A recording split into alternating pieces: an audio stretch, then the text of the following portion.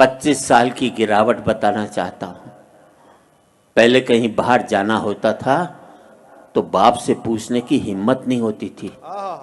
माँ से कहता था माँ मुझे बाहर जाना, पिताजी से परमिशन दिलाते। माँ परमिशन दिलाती थी तो मैं बाहर जा पाता था। फिर मैं बाप की आज्ञा से बाहर जाने लगा। फिर मैं बाप को बता करके बाहर जाने लगा। फिर मैं बाप को बिगर बताए बाहर जाने लगा। और आज बाप की हिम्मत नहीं जो मुझसे पूछ ले बेटे तू कहाँ जा रहा है।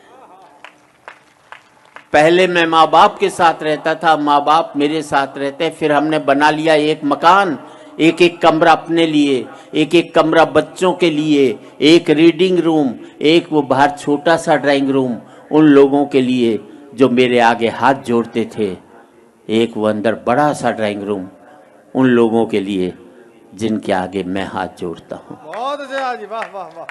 पहले मैं फुसफुसाता था तो घर के लोग जाग जाते थे, करवट भी बदलता था तो घर के लोग सो नहीं पाते थे।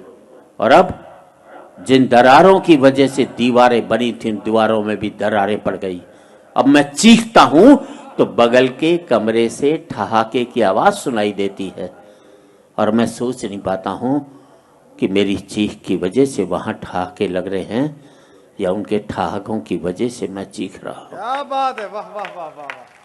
आदमी पहुंच गया चांद तक, बड़ी तरक्की की साहब। अनपढ़ थे तो सरदार पटेल को चुनते थे, पढ़े लिखे हो गए तो फूलन देवी को चुन करके भेजते। बहुत अच्छे, बहुत आदमी पहुंच गया चांद तक, बड़ी तरक्की की साहब। चांद को छूने में घमंड महसूस करते हैं और माँ बाप के पांव छूने में शर्म महसूस करते हैं।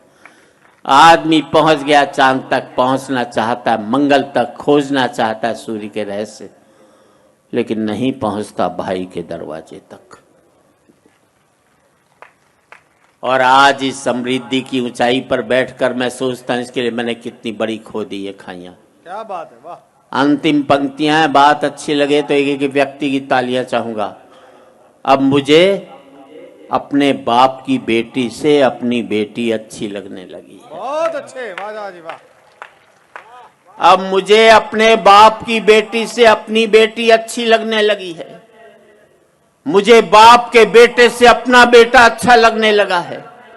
पहले मैं माँ बाप के साथ रहता था, अब माँ बाप मेरे साथ रहते हैं। अब मेरा बेटा भी कमा रहा है, कल को मुझे उसके साथ रहना पड़ेगा।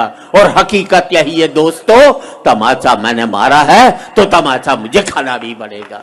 वाह वाह वाह वाह वाह वाह। आज इस पावन मन से मैं इतना ही कहना चाहता हूँ युवा पीढ़ी से, जिंदगी भर माँ बाप के साथ रहना ताकि आपके बच्चे जिंदगी भर आपके साथ रह सकें। क्या बात है, क्या बात है। हो सकता है नौकरी और व्यापार की वजह से आप शारीरिक रूप से साथ न रह पाए, पर जिंदगी भर मानसिक रूप से माँ बाप के साथ रहोगे बहुत अच्छा। तो आपके बच्चे भी जिंदगी भर आपके साथ रहेंगे।